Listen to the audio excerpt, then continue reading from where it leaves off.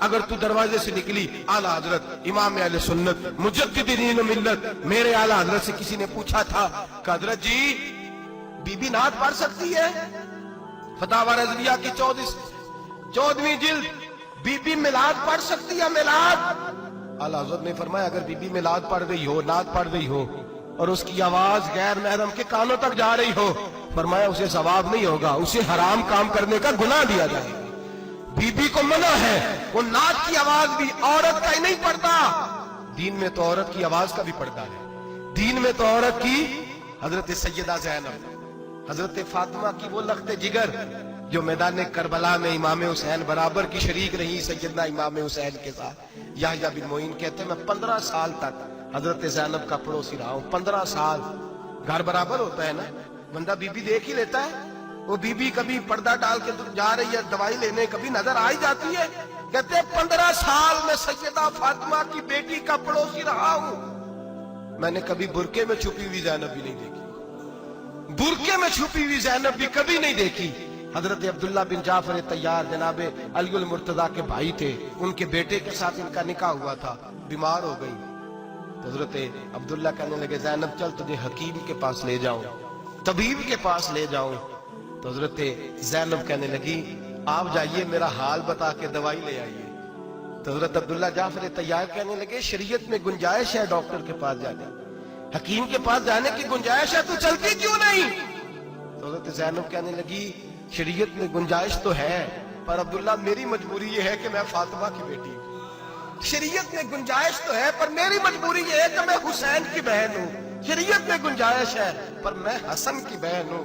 شریعت میں بڑی گنجائش ہے پر لوگ مجھے محمد عربی کی نواسی کہتے ہیں۔ گنجائش تو ہے پر میں نہیں نہ نکل سکتی، اس لیے کہ جتنا کوئی اپنے آپ کو دین کے قریب جانتا ہے اتنا اس کے پیروں میں شریعت کی زنجیریں زیادہ ہوتی ہیں۔ تو جناب سیدنا عبداللہ کہنے لگے اگر تو پردہ کر گئی، اگر تو چلی گئی، فرمانے لگے یہ تو اللہ کی مشیت ہے، تو دوائی لا دے تاکہ میں کھا لوں، اور اگر میں چلی گئی تو میں اپنی ماں سے جا کے کہوں گی کہ اماں ساری تکلیفیں میں نے چھاتی پہ برداشت کی ہیں پر میں نے تیرے پردے پر آنچ نہیں آنے دی۔ میرے بھائی یہ اسوہ نور ہے، یہ اسوہ حسنہ ہے، یہ ہمیں سکھایا جا رہا ہے۔ میرے حبیب کریم کی بیویوں کا یہ حال تھا، بیویوں کا اپنے گھر کے آنگن میں حضرت عائشہ صدیقہ، حضرت سودا جناب حفصہ اپنے سین میں جب بیٹھتی تھی نا تو دیوار کی طرف منہ کر کے بیٹھتی تھی، دیوار کے ساتھ لگ کے دیوار کی طرف۔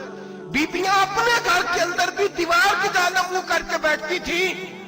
لوگ پوچھتی، بیبیاں پوچھتی کہ اپنے گھر میں بھی دیوار کو منہ کرنے کا مطلب تیرا دل ہو سکتا ہے کچھ چھت پہ چڑھے اچانک نظر پڑے، تو ہم چاہتی ہیں پھر بھی ہمارا چہرہ نظر نہ آئے اسے، پھر بھی ہمارا چہرہ نظر، ہم اپنے گھر کے اندر بھی پابند رہتے ہیں۔ آج میں آؤں گا ہمارے چہرے نظر مغرب کے بعد، خدا را چلیں گے بڑے اکٹھے کھانا کھانے، یار کو تو فون کیا 1000-1500 برقعے پہ بھی خرچ کرو، وہ گھر لے جاؤ، وہ اماں کو بھی دو، بہن کو بھی دو، بیوی کو بھی دو، اس کو کوئی پہن لے، اس لیے کہ جب تو حضرت فاطمہ کے طریقے کا پردہ کرے گی تو تیرے آنگن میں سیدہ زینب کی طرح کی بیٹیاں پیدا رکنا کھانا نہ وہ کھانا، اس سنت پہ چلنے والی بیٹیاں تیرے آنگن میں آئیں گی۔ نمبر بھی لگاؤ نا کبھی ماں باپ خدا را کے، میرے بھائی نمبر آج ٹانگنے یہ کی۔ نیت کرو، یہ ارادہ کرو اور اپنے گھروں کو پردے کا پابند بناؤ۔ اگر ایک بیٹی پردہ دار ہو گئی تو کئی خاندان پردہ دار ہو جائیں گے، اگر ایک بیٹی پردہ دار ہو گئی تو کئی گھرانے سنوریں گے، کئی جگہ پہ نور پھیلے گا۔ اے عرش کے مالک، اے میرے محبوب کے خدا، یہ واسطہ ہے میرے محبوب کی بیویوں کا اور تجھے صدقہ حضور کی شہزادیوں کا۔ اے اللہ اتنا کرم برسا، اتنی رحمت برسا کہ میرے وطن کی بیٹیاں اور میرے وطن کی مائیں بہنیں بچیاں یہ سمجھ جائیں کہ ہماری نجات صرف حضرت فاطمہ کے برقعے میں ہے، حضرت عائشہ کے پردے میں ہے، سیدہ خدیجہ الکبریٰ کے حجاب میں ہے۔ اللہ کرے یہ سمجھ جائے اور یہ جب بھی سجدہ کریں تجھ سے حیا ہی مانگے، یہ تجھ سے جب بھی سجدہ کریں یہ تجھ سے اپنے لیے چادر تطہیر اور پردہ تنویر ہی مانگے۔ اللہ کرے مجھ بے عمل کی منہ سے نکلے ہوئے لفظ کسی کے دل میں تاثیر بن کے اترے اور پھر دنیا کے اندر یہ رواج عام ہو کہ ہر کوئی پردہ کرے، ہر کوئی با پردہ ہو جائے۔ اے اللہ تو تاثیر نازل فرما، اے اللہ تو عمل کی دولت نازل فرما، اے اللہ ہماری بیٹیوں کو عزت کی چادر عطا فرما، ہمیشہ مدحت خیر الانام میں گزرے۔